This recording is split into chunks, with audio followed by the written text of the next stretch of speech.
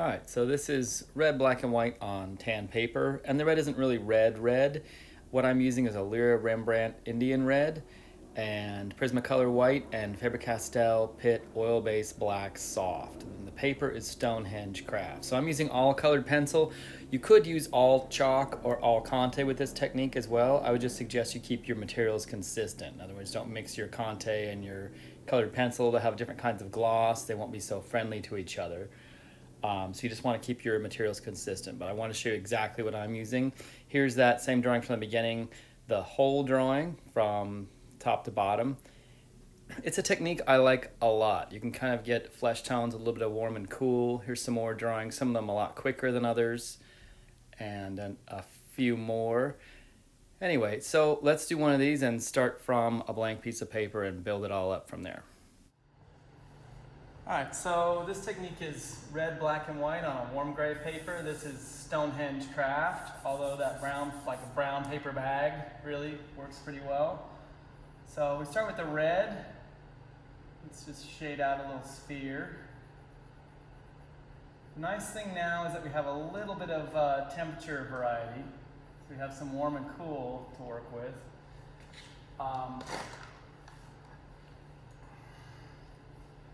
So I'm going to start with red and then white to set in the plane break. And then where the model has either slightly warmer shadows, I'll leave the shadows more red. Where the shadows are cooler, I can use the black and paper tone. So if, for example, there's something cool over here, then those shadows would be a little bit cooler. So reflected light takes on the shadow, reflected light in the shadow takes on the color of what it's facing into. So if I have my hand here and I put my other hand underneath it, it warms up the shadows a lot. So essentially, we're going to start the same way with the plane break and warm up the shadows where they're warmer. So basically where light is reflecting off of lit skin, the shadows will be warmer. If the model is, for example, on a model stand with a blue blanket on it, where the skin is facing down to the blue blanket or into the room, it's going to tend to have cooler shadows. So let's do a drawing. All right, so this is a demonstration for the red, black, and white on the Stonehenge Craft. So I'm going to start, now that we're starting drawing, same as we usually do. The egg for the head.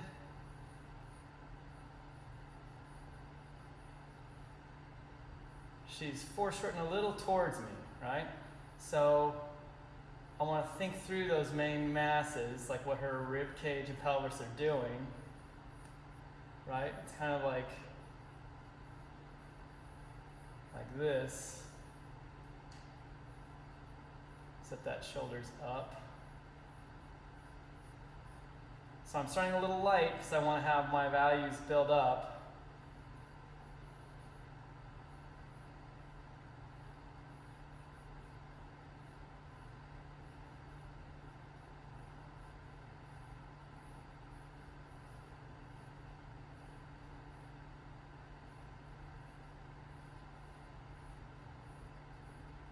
So we're going to start with our usual action first, right? Get the gesture down.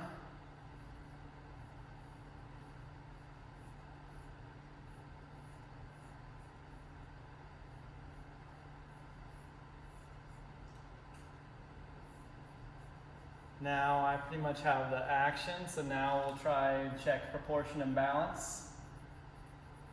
Proportion. So I'm going to count her head down. Let's see, on my drawing I have 1, 2, 3, 4 to roughly like here where she's on the stand. I'll check it on the model. Locking my elbow as always. 1, 2, 3, 4. I was about right. So maybe I'll check from the bottom of her foot up to that same point. On my drawing, it comes to around her mouth, so let me just check it on her. And I was pretty close, so that's good. So now my proportion's okay. So now I want to develop the volume. So I'm going to, her sternum's facing to the right. I'm starting with the red because it's a little lighter than the black, a little easier to block things in with without having to commit so much. Right, her shoulder's higher on the right, hips higher on the left, right? Shoulder higher on the right, hip higher on the left, like that.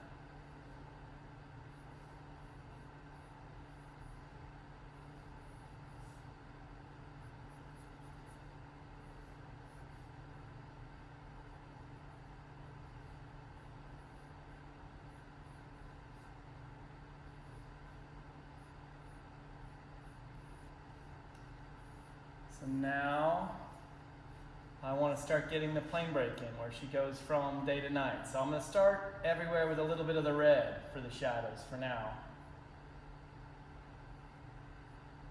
And then I'll try and keep in mind places where lit skin faces into skin, and those shadows will be warmer.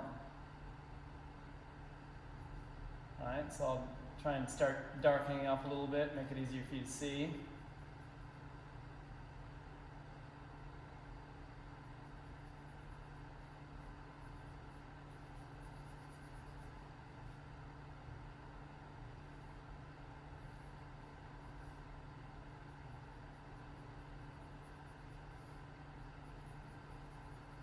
And like before, I want to set in my shadows everywhere a little bit. Now, I'm not going to get too worried about trying to match color temperatures. I'm probably going to end up with in the shadows with a little bit of black and a little bit of red everywhere. Oh.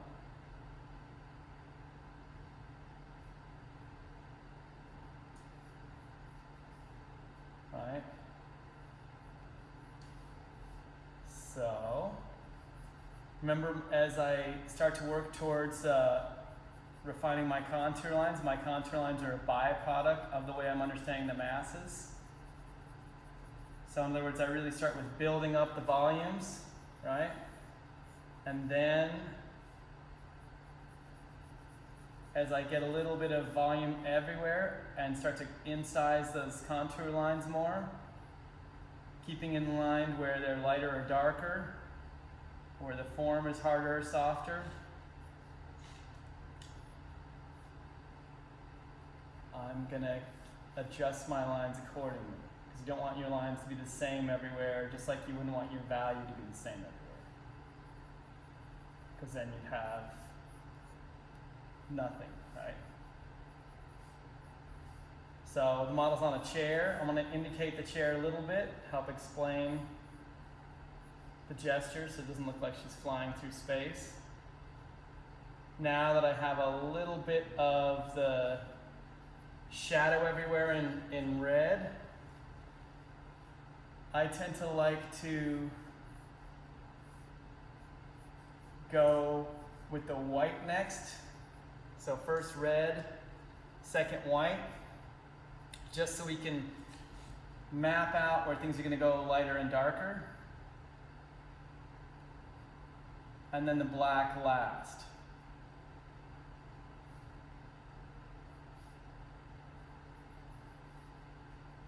Right, so we can try and have the paper work for us, right? This paper's nice mid-tone, the paper can do some of the work for you.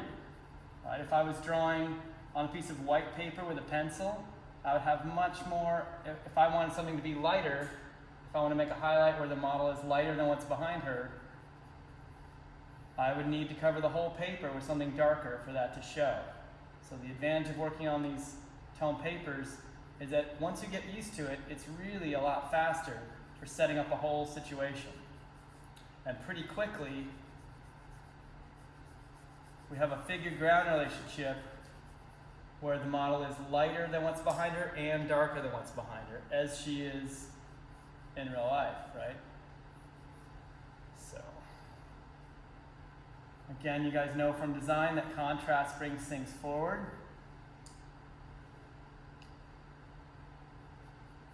So once I have a little bit of the plane break everywhere with the warm and the white.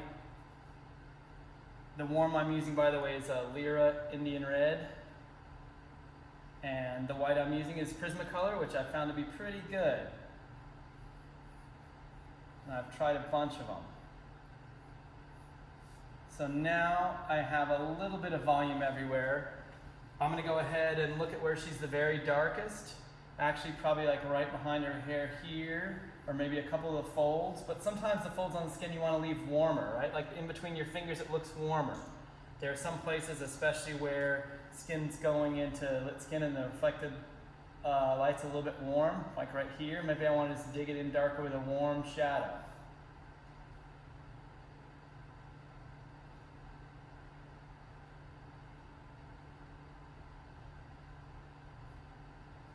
So I'm going to have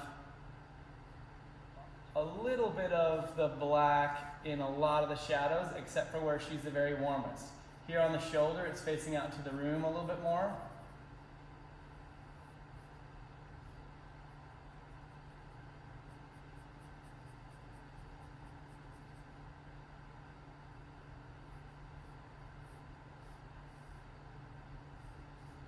All right.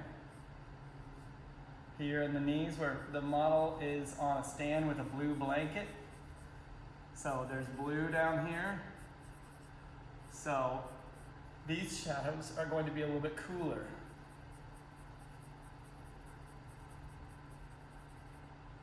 The model is on a cloth on her robe that's actually red. Red. So these shadows are going to be warmer. Correspondingly, like under her chin, the light coming off her chest here is going to warm up the shadow on the bottom of the chin. All right, so as we go, once I get a little bit of value everywhere, I'll switch to time lapse and build it up. Because this is the foundation for the drawing, like the map of it. And this is really important, like to spend your time checking your proportion and things before it looks very finished, when it's easier to change things. If you start to get it to look right, or it looks just like her, you're not going to want to, if the face looks right, you're not going to want to change it if the head's the wrong size. So this is the time, even earlier than this is the time to really make more corrections. All right, so now we'll... All right, from there we'll switch over to time lapse just to build the drawing up. And by build the drawing up, I mean going through the drawing, looking at where I'm right and looking at where things could be improved, developing the values. As I get more confident that things are correct, I'll dig in the darks harder and the lights harder. The drawing gets more contrasty as I build things up, put a little bit of the environment in.